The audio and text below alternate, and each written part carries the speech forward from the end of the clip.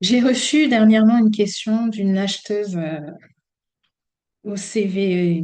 Moi, je n'ai rien à dire. Elle a un parcours exceptionnel. Ça se voit qu'elle a fait des choses vraiment intéressantes. Elle est bilingue. Elle a travaillé à l'international. Et elle me demande en fait pourquoi elle n'arrive pas à trouver du travail. Qu'on lui a dit que non, qu'elle a l'impression que le marché est tendu. Alors, déjà, il faut faire une nuance, hein. Le marché n'est pas tendu parce qu'il y a moins d'offres. Il y a toujours des offres. Le marché est tendu parce que les entreprises sont plus sélectives. Un CV aujourd'hui ne vous permettra pas de postuler dans 10, 20, 30, 40, 50 entreprises comme vous aviez l'habitude de le faire par le passé.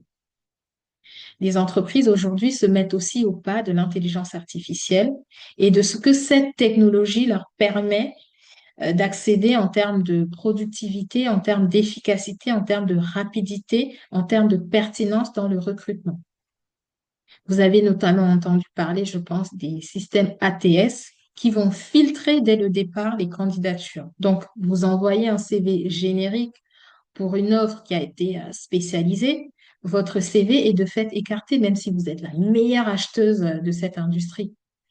C'est pour ça d'ailleurs que je suis contre le partage des CV sur LinkedIn. Non pas que ce ne soit pas pertinent et que vous n'allez pas avoir des personnes qui vont relayer votre CV, mais tout simplement parce que c'est une perte de temps. Aujourd'hui, ce qu'il faut avoir, c'est un master file, un fichier générique dans lequel vous allez avoir toutes vos expériences, vos formations, vos compétences mentionnées, ainsi que votre parcours académique, vos diplômes, vos certificats, etc. Mais à côté de cela, il faudra mettre à jour à chaque fois votre CV en fonction de l'offre sur laquelle vous allez postuler pour vous donner toutes les chances possibles de passer cette première étape. Parce que le système ATS, ben, en fait, il fonctionne comme un filtre. Il ne va prendre que véritablement les CV qui répondent à 100% aux mots-clés qui ont été mis en évidence dans l'offre. Et si vous arrivez avec votre CV, aussi parfait soit-il, avec un parcours voilà, exceptionnel, vous n'allez pas passer le filtre. Au-delà de cet aspect technologie, donc je parlais de sélectivité tout à l'heure des entreprises. Les entreprises, elles ont des besoins, elles en ont toujours, mais elles sont devenues extrêmement frileuses vis-à-vis voilà, des parcours qui paraissent être des parcours des personnes ou des talents qu'on pourrait prendre sur un poste et mettre ailleurs.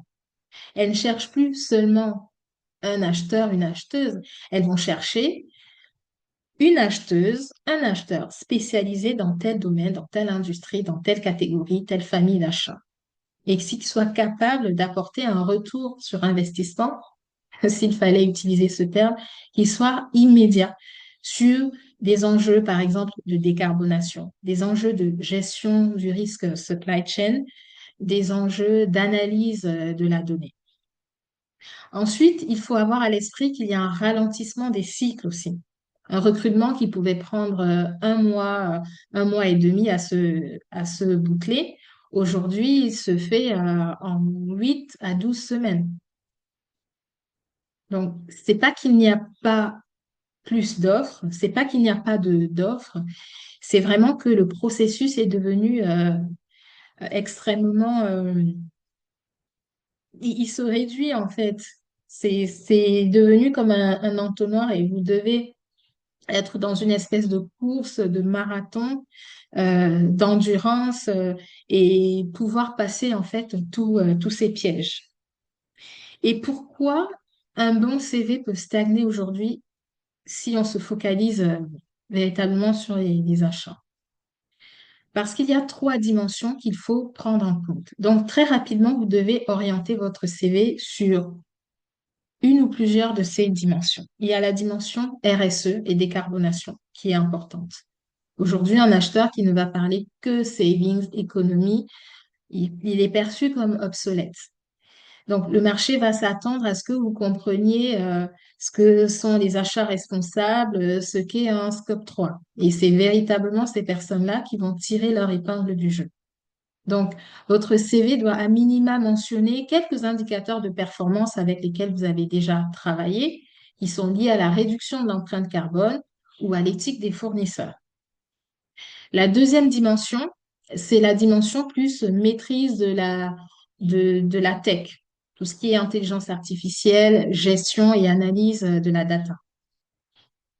Le marché est évidemment plus complexe pour des personnes qui ne comprennent pas de quoi on parle quand on parle d'intelligence artificielle achat, qui n'ont jamais pris le virage même de l'IA générative appliquée aux achats, analyser des contrats, faire un sourcing automatisé, préparer une négociation, analyser des données d'offres. Donc, si votre CV ne mentionne pas d'outils SI qui soient un peu modernes ou de gestion de données, il perd toute pertinence aujourd'hui face aux recruteurs et face surtout à des CV qui sont considérés comme augmentés. Et je me souviens avoir échangé en début d'année avec un directeur achat qui me disait qu'il pose systématiquement la question en entretien de savoir quelle est votre appétence sur l'usage de l'intelligence artificielle dans vos achats aujourd'hui. Et il écarte de fait ceux qui n'y connaissent rien ou qui n'y ont jamais touché, ou qui ne pensent même pas à se former dessus. La troisième et la dernière dimension, c'est la dimension résilience et gestion du risque, puisque vous le savez, avec l'instabilité géopolitique et les crises successives, à minima depuis le Covid, on va recruter euh, des, comment je pourrais appeler ça, des gestionnaires des risques, en fait, des gestionnaires de risques, des personnes capables de voir plus loin que uniquement leur approvisionnement, leur achat et leurs projets. Donc, vous devez être capable de prouver que vous savez sécuriser une chaîne d'approvisionnement dans la tempête. Vous devez être capable de nouer des relations fortes avec vos fournisseurs et devenir le meilleur client de votre fournisseur finalement. Vous devez être capable de démontrer votre dynamisme, votre agilité, votre capacité à proposer des solutions innovantes, originales, à descendre sur l'usine, le site de votre fournisseur, aller réaliser un audit, qu'il soit documentaire ou un audit physique, pourquoi pas. Donc, soyez vraiment au service de vos projets plus que jamais aujourd'hui.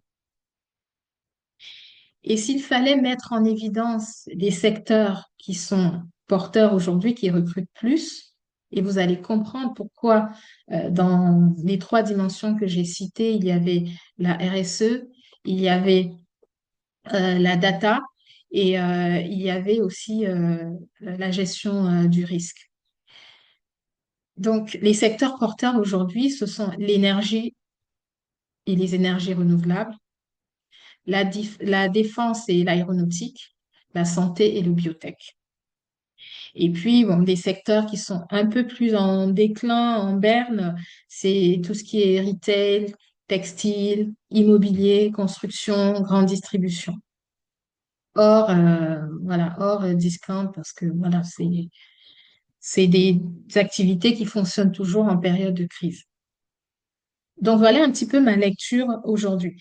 Cela dit, en plus de ce que je viens de vous dire, il faut faire une correction aussi vis-à-vis des événements les plus récents, notamment la fermeture du détroit d'Ormuz et tout ce qui s'en est suivi, au-delà de la rupture de la chaîne d'approvisionnement pour plusieurs États, plusieurs entreprises et le stop donné à beaucoup de projets.